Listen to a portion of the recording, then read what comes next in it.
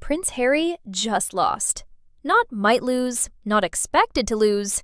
A UK High Court judge threw out his entire case on Tuesday, and Harry's own reaction tells you exactly how much this stings.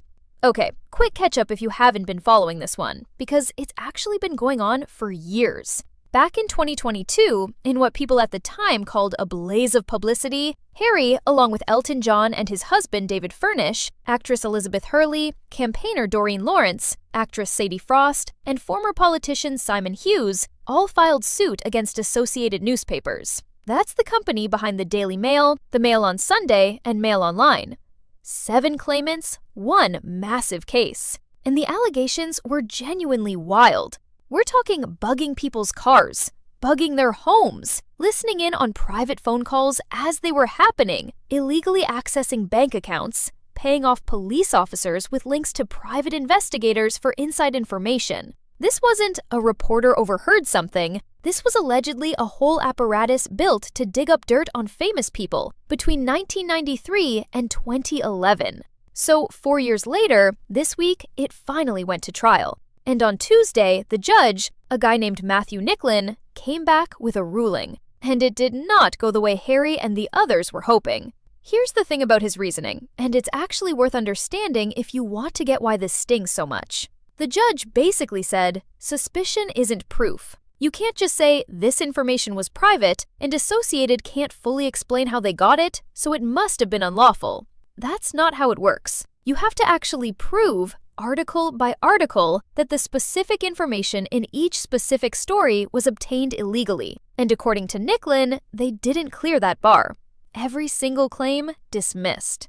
Now, Harry did not take this quietly. Of course he didn't. He put out a statement calling the ruling a complete and obvious whitewash. His actual words, and said it was sadly not altogether unexpected. He went further, too, saying the lengths the court went to in order to protect the Mail were shocking. And in his fuller statement, he made a point that's actually a bigger deal than it sounds if you know the backstory. He said this ruling is basically a total reversal of what other judges have decided in similar hacking cases. Cases he'd actually won before, against other British tabloids.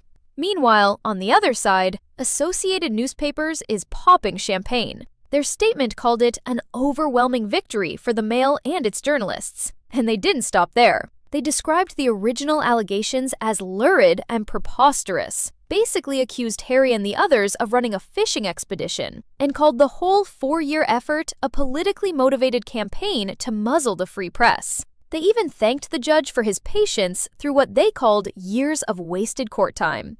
So you've got 2 completely different stories about the exact same ruling. And honestly, that gap right there is basically the whole story. Here's my actual take for what it's worth. I don't think this is really about whether Harry believes what he's saying. I think he probably genuinely does.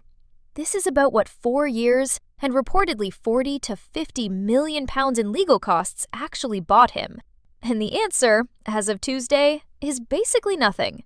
No admission of wrongdoing, no damages, no vindication in the eyes of the court. Just a ruling that the evidence didn't hold up, and an extremely expensive lesson in how hard these cases are to win, even when you're completely convinced you're right. And it's not just Harry sitting with this either. Elton John and David Furnish are in exactly the same position. So is Elizabeth Hurley. So is Doreen Lawrence. So is Sadie Frost. 7 people went in together, and every single one of them walked out with the same result. Not enough proof, case dismissed. There's one more layer worth mentioning, because it connects to a whole other side of Harry's story people care about.